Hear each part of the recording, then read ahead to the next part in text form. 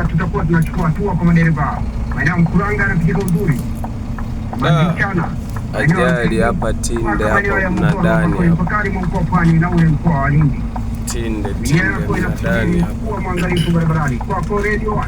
Nikushukuru sana Staff Sergeant Khalid Mwapojo kwa taarifa za usalama barabarani kutokea katika mkoa wa Pwani. Nashukuru sana. Radio 1.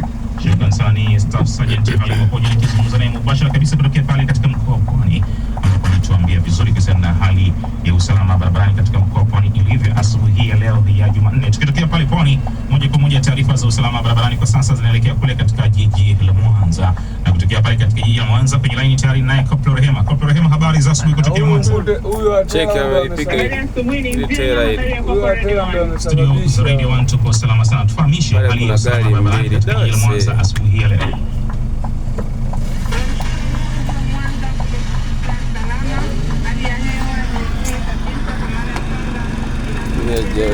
Halali wa kuona mbali, lakini pia uwezo wa kufanya vitendo sahihi. Barabara zetu zinapitika vizuri, hata zile kubwa zinazoingia mjini kati.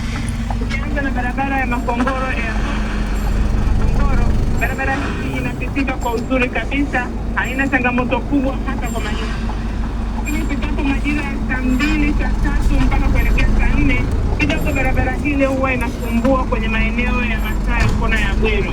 Ndio maana tunakuwa na maombi ya mara kwa mara kwa wale wanaotokea maeneo ya Airport, Sabasaba, Pasiafi, Ilugantara mpaka kuikamata Masai kona ya Bwero.